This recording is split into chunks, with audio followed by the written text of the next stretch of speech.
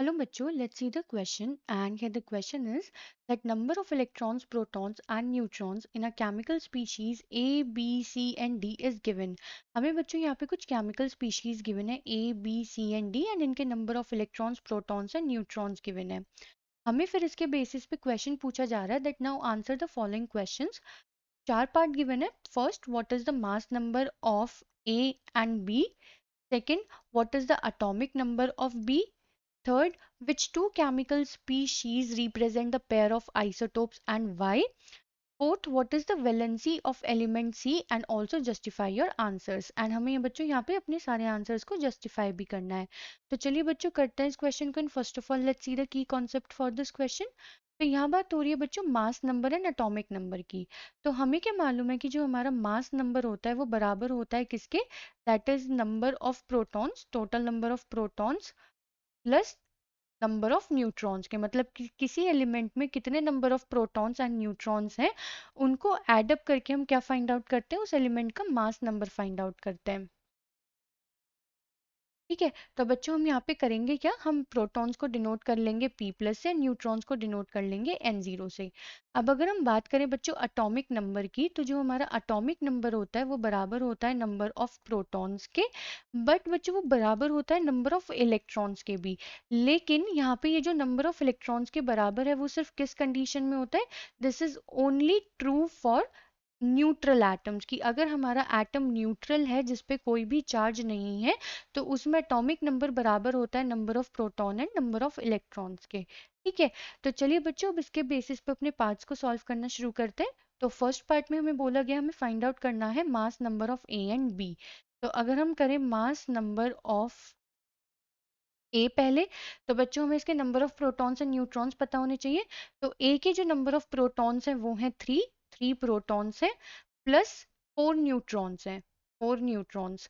तो बच्चों इसका मास नंबर कितना हो जाएगा? सो दैट इज 3 प्लस 4 7. ऐसे ही बच्चों अगर हम कैलकुलेट करें मास नंबर ऑफ,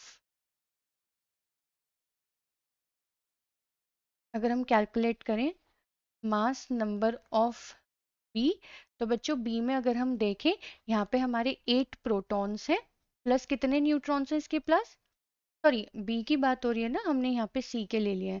तो अगर हम बी की बात करें तो बी के कितने प्रोटॉन्स हैं? 9, 9 प्रोटॉन्स हैं प्लस न्यूट्रॉन्स कितने हैं? सो दैट इज 8.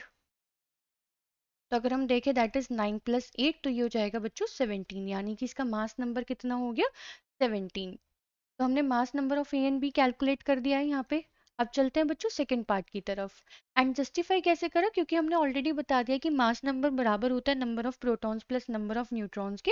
तो हमने दोनों के प्रोटॉन्स एंड न्यूट्रॉन्स को ऐड किया एंड हमें इनका मास नंबर मिल गया. सेकेंड पार्ट में हमें बोला गया एटॉमिक नंबर ऑफ बी.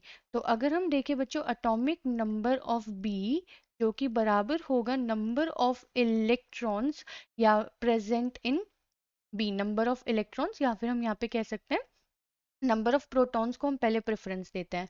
ठीक है. तो अगर हम बी में देखें तो हमारा नंबर ऑफ इलेक्ट्रॉन प्रोटॉन्स कितना है? 9. तो बच्चों इसलिए हमें यहाँ पे सबसे पहले नंबर ऑफ प्रोटॉन्स की ही बात करनी होगी. तो that is atomic number of B is equals to number of protons जो कि है हमारा यहाँ पे 9. अब अगर बच्चों आप एक चीज यहाँ पे बहुत अच्छे से नोटिस करें फॉर बी, तो यहाँ पे जो नंबर ऑफ इलेक्ट्रॉन्स है प्रोटॉन्स है वो बराबर नहीं है.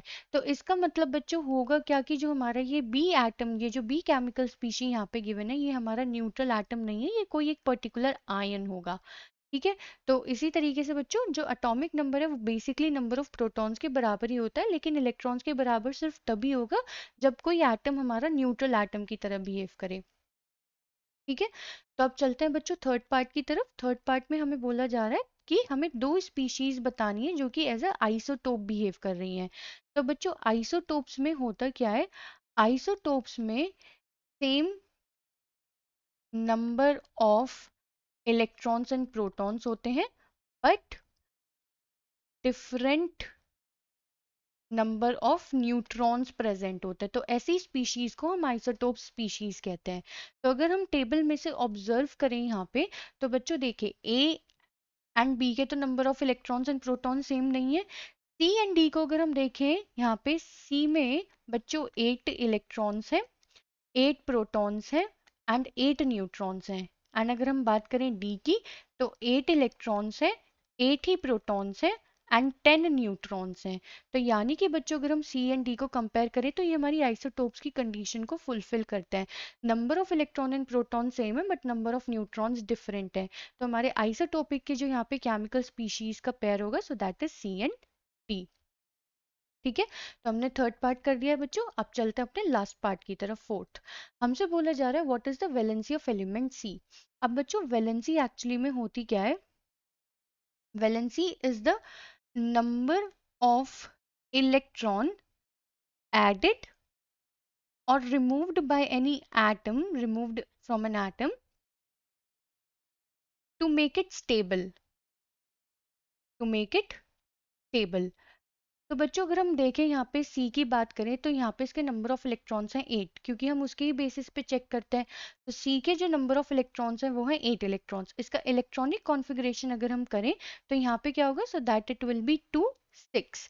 ठीक है, यानी कि बच्चों अगर हम यहाँ पे देखें, अगर इसके पास 2 एंड 6 इलेक्ट्रॉन्स हैं एंड आउटर मोस्ट शेल में सिर्फ 6 इलेक्ट्रॉन्स आ रहे हैं, तो यहाँ पे क्या होगा बच्चों, अगर इसे सी को स्टेबल होना होगा तो ये 2 इलेक्ट्रॉन्स को एक्सेप्ट करेगा। So that is C plus 2 electrons and ये कन्वर्ट हो जाएगा C2 माइनस में। तो इसने स्टेबल होने के लिए कितने इलेक्ट्रॉन्स को एक्सेप्ट किया? 2 इलेक्ट्रॉन्स को। तो इसी वजह से बच्चों जो वैलेंसी होगी हमारे C एलिमेंट की, so the valency is equals to 2। तो हमने बच्चों यहाँ पे फोर्थ पार्ट भी सॉल्व कर दिया। तो हमसे क्वेश्चन में बच्चों 4 पार्ट सॉल्व करने के लिए बोले गए थे, हमने चारों ही पार्ट्स यहाँ पे सॉल्व कर दिए हैं। आई होप आपको ये क्वेश्चन समझ में आ गया होगा। Thank you.